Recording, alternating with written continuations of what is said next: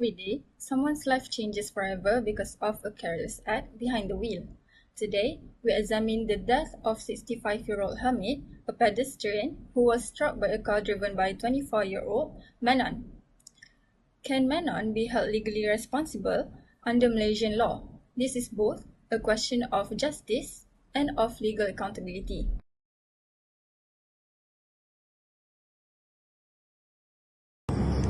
Now we go for the fact of the case. Manan had just left the bar after consuming beer.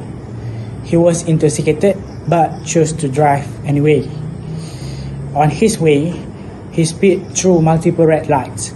As he approached a crowded pedestrian crossing, the traffic light turned yellow. Instead of slowing down, Manon accelerated to beat the red light. At the exact moment, Hamid and others were crossing. Manon lost control and fatally hit Hamid.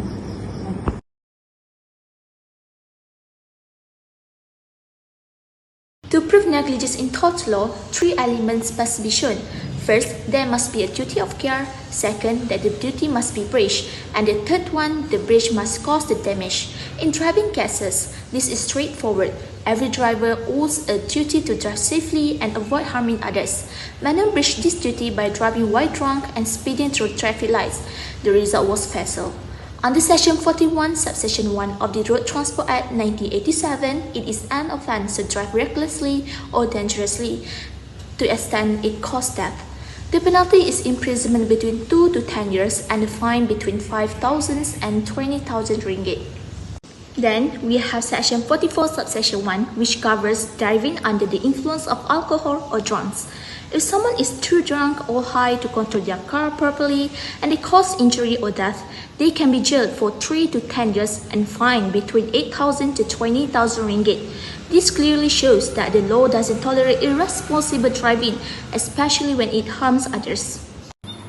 Meanwhile, under Section 44, Subsection 1, it is unlawful to drive under the influence of alcohol or drug to the extent that the driver cannot control the vehicle. If this leads to death or injury, the penalty is much heavier, including a fine of 50 to 100,000 ringgit and imprisonment of 10 to 15 years.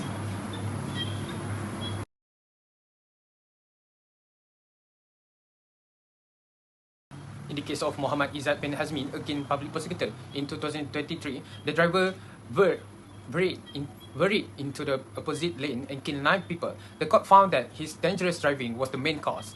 He was convicted under Section 41, Subsection 1. Other than that, in the case of public prosecutor against Mohan Roa, anak lelaki Nat Chana, in 2022, the accused has a blood alcohol content of 102 mg per 100 millimeters. Above the legal limit, he struck through police officers and caused 1 death. The court found him guilty under Section 44 and Subsection 1. These cases shows that Malaysia courts treat dangerous and drunk driving very seriously.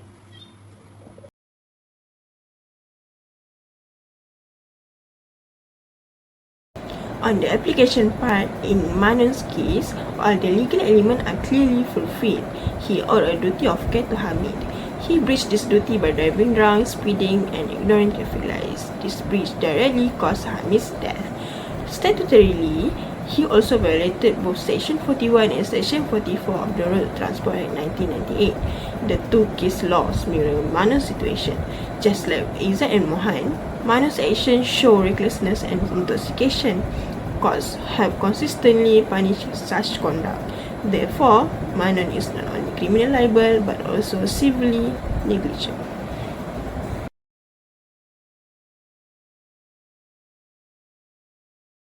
To conclude, Manon's conduct is not just irresponsible, but it is legally punishable.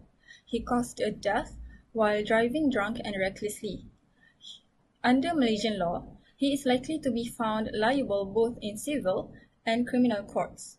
This case reminds us of the importance of road safety, the seriousness of drunk driving, and the duty we all owe to each other.